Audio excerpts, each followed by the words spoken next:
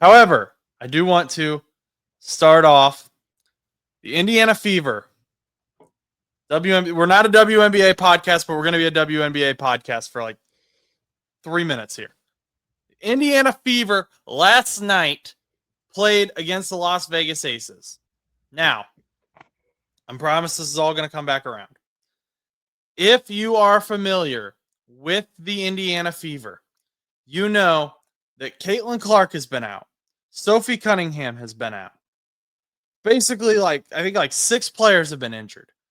Then they weren't supposed to make the playoffs with all these injuries. Then they won the first round of the playoffs against the Atlanta Dream. They get to the semifinals against the Las Vegas Aces, which the Las Vegas Aces have the 4-time MVP on their team and have won the WNBA championship in 2022 and 2023. And this lady here, Kelsey Mitchell, was dragging the Indiana Fever through the playoffs. She dragged them into the playoffs. She took up the header. She was the general for the Indiana Fever, and she went down in the third quarter, and all hope seemed to be lost. I thought hope was lost. But then the Indiana Fever, led by Lexi Hull, Odyssey Sims, Aaliyah Boston before she fouled out, they came together and they forced an overtime in Game 5. And Stephanie White, this is her first year as head coach for the Indiana Fever. She gave a speech where she basically said, look, we've been here before. Everyone's injured. That is true. But she rallied the troops. And they forced an overtime against one of the better teams in the WNBA. And they gave a passionate speech. She had me fired up. She had the girls fired up. And they almost won that game. And you know who couldn't do that? Zac Taylor. First of all, I want to say congratulations to the Indiana Fever. I'm already hyped up for next season. But second of all, what the heck are you doing in Cincinnati? Zachary, I have come on this podcast, and Chus has come on this podcast multiple times and defended you. There have been, for years, fans have been saying, fire Zac Taylor.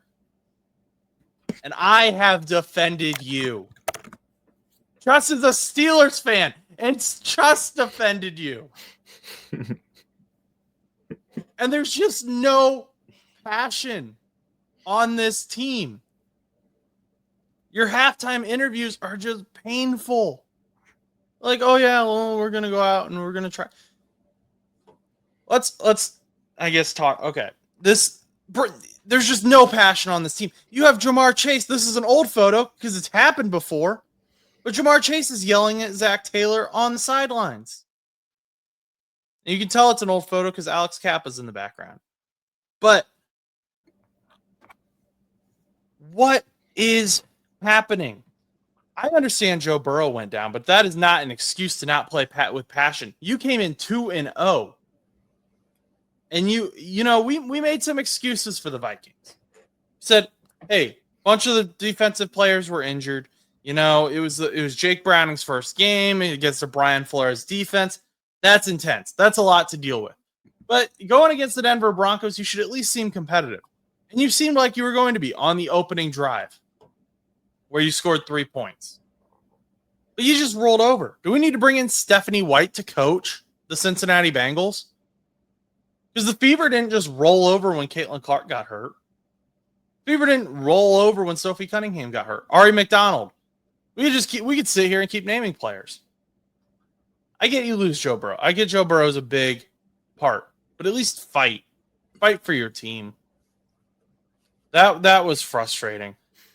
Trust, did you happen to watch the Broncos-Bengals game at all? Oh, hey guys, how's it going? I just gonna let Josh talk for 5 minutes because I know he's been kind of stressed for the last couple of days. Been pretty bad for sports in his realm, especially for the Fever. Going back to the Fever, very disappointed that they ended up losing that game. I really didn't want to see Vegas against Phoenix. Not that I'm really a huge watcher of the WNBA. We've talked about this discussion until they have a closer market to me. It's kind of hard for me to really follow along. But that being said, congrats to the Indiana Fever on a great season. I'll be looking forward to seeing what Caitlin Clark and the team does next season. Jumping back to the Cincinnati Bengals, I did not watch the game just because I didn't really know what to expect. The problem is whenever I want to watch these games, I also want some sort of firepower. And to be honest, I don't really think the Broncos have really impressed me that much this season. I know we've kind of talked about the Broncos kind of looking lackluster. Bo Nix having maybe a sophomore slump, not entirely, but definitely not meeting expectations like many expected him to. But that's usually how year two quarterbacks tend to have gone over the last couple of quarterback generations or so.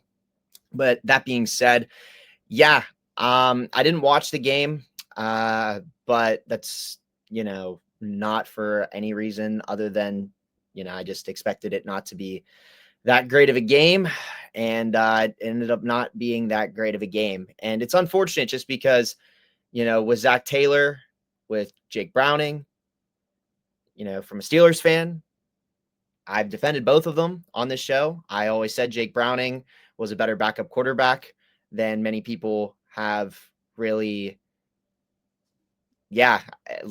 told. Everybody talks about how Jake Browning is not good, but I've always been like, oh yeah, Jake Browning, give him a chance, do well. He's going to do well. Just, give him a shot.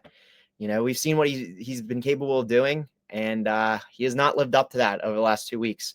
And whether that's a locker room problem that stems from Zac Taylor, or if that stems from Browning himself, or if that stems from something else inside the locker room that we don't know about that's holding this team down, whatever the case may be, something is not going right, because the Bengals have put up a total of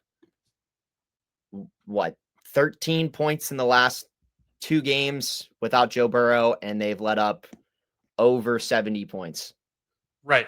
And if they were losing these games and there was a fight to it and you're like, okay, the reason they're losing is because, they have less quarterback play. The quarterback play has downgraded. That would be one thing. That was something we talked about. I said, Jake isn't Joe Burrow, but he's won games before, and this rest of this team is going to rally. And shout out to Bengals Central. They were the first person to notice this. I don't know if anyone else who noticed this first, but what is this? You have 4 guys, one of which is the running back, Samaje Perine, blocking a nose tackle. And then you have, I assume this is Orlando Brown Jr., and then this is Amarius Mims over here on the right. You have 4 guys on one, and then the other 2 just look lost. The 2 Broncos defenders are closer to Jake Browning than what your left and right tackle are. That's a 3-man rush. You have 5 guys on a 3-man rush, and you still couldn't do it. And I pounded and I like these guys. I do think the Bengals invested in the O-line somewhat. And I pounded the table for Scott Peters. I said, Scott Peters is going to be a great hire. He's going to get these guys going. But what the heck is that? That is unacceptable.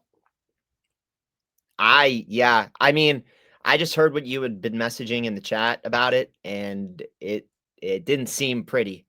And looking at the game afterwards, I was like, oh, it was definitely not a Monday Night Football worthy matchup. Now, if Joe Burrow would have been healthy, it might have been, but since he wasn't, I don't think Joe Burrow wins that game. I don't. But the thing is do they really put Joe Burrow in that locker room on such a pedestal? And I'm not putting this in a don't take this the wrong way. Are they putting him on such a pedestal in the locker room that they won't listen to anybody else other than Joe Burrow? Because I don't think they're listening to Zac Taylor. Is Joe Burrow the only source of motivation for this offense and this defense and this special teams? Just everybody? And that's bad, because if Zac Taylor, I always talk about how mediocre and how these finishes keep happening with Mike Tomlin, only finishing 10-7 and losing in the playoffs. But I would much rather, and I know you mentioned this with one of your buddies, I don't know if he listens to the show or not, but I would much rather have Mike Tomlin than Zac Taylor. And no, I would not accept a trade of Mike Tomlin for Zac Taylor, like one of your friends said, who claims to be a Steelers fan. So I don't know where he got that, but at least with Mike Tomlin, despite him making some questionable moves here and there, the one thing I will say about Mike Tomlin is he motivates his team. No matter how bad the team is or whatever shape the team is on offense or defense, the team just finds a way to make playoffs. And that's something that, although I'm ungrateful for, I should be more grateful for, because then I look at teams like the Cincinnati Bengals who have one player go down, and most likely just based on these last two games, I would just, it sucks to say, but it almost seems like your season's shot.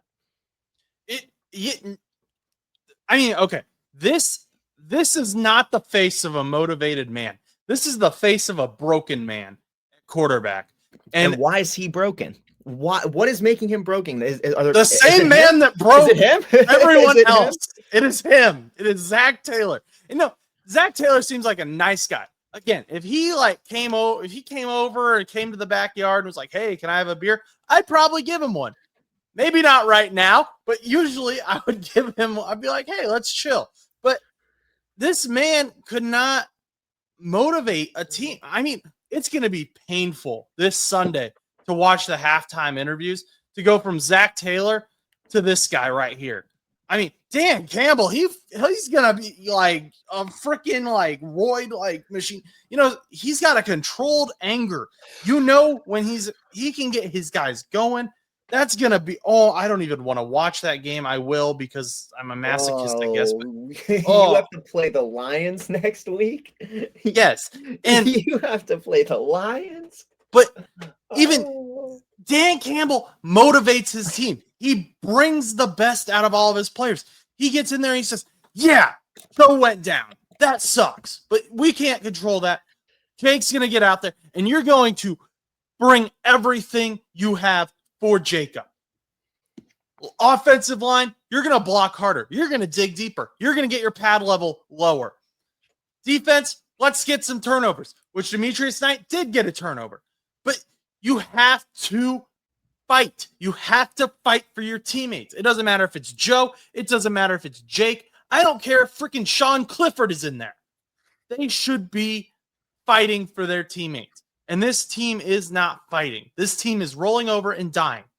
Do you know how many plays the Cincinnati Bengals had, or how many drives the Cincinnati Bengals had in Broncos territory? I know it wasn't a lot. Yeah. Opening drive. And they scored 3 points. 3 points. Yeah. They were down 20 something, and it was 4th and 2, I think.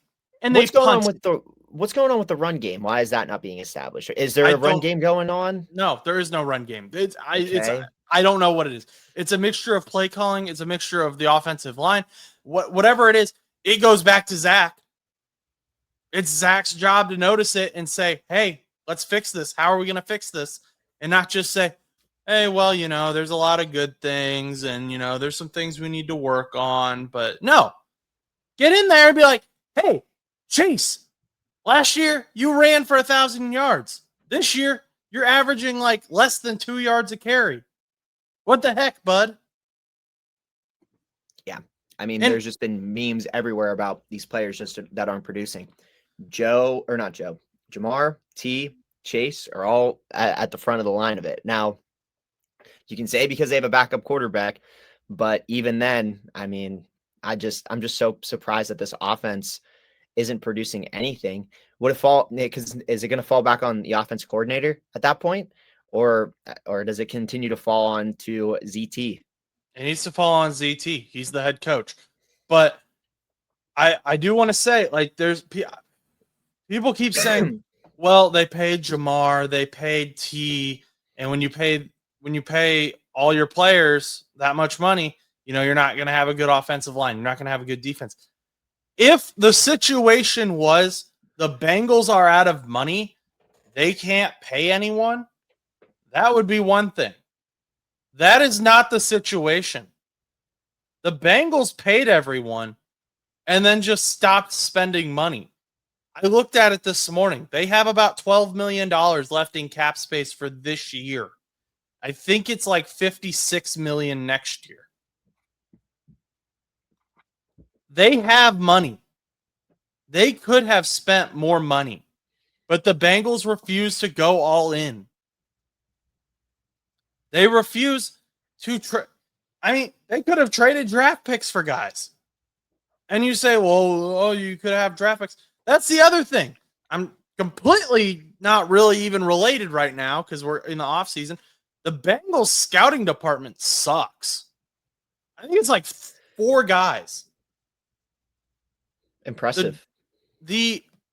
There is so much draft and I've talked about this before. There is so much draft analysis talent in the Cincinnati Bengals fan community.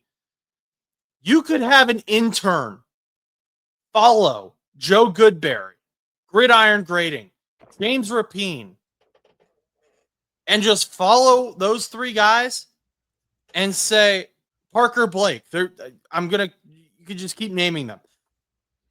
And if you just had the intern follow them and then drafted the guys that they said, if you want to go the cheap route, I would hire one of them. I would probably hire Joe Goodberry.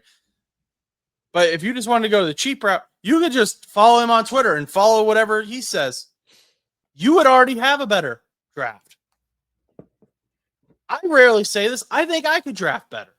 Because there's a lot of guys coming out of college, which I don't even have time to watch all the college games. But I watch enough, and I go back and watch other guys that I like. And I've been right about guys. I nailed the Browns draft, if I do say so myself. Mm-hmm. Harold Bannon Jr. looks great. Carson Schwessinger looks great. Dylan Sampson looked great when he was playing. It's not as hard as the Bengals make it, but they don't have these guys. Then they refuse to, adjust. And they keep trying to find this diamond in the rough when there's something perfect staring them right in the eyes. And it's just frustrating as a fan. And it's frustrating to watch, albeit a different sport. And I understand that completely. I'm not comparing the sports. But it is frustrating to watch the Indiana Fever lose their generational player and then like 5 other players around her and still make a playoff run, still rally, and then watch the Cincinnati Bengals, again, lose a generational player. But really, the rest of the team is still intact and just kind of roll over. Is Joe Burrow that? The way that people are putting it is people don't realize, I guess, how good Joe Burrow is, because without Joe Burrow, this team is not good. And that's crazy to say. If Joe Burrow goes down, this team is just bad.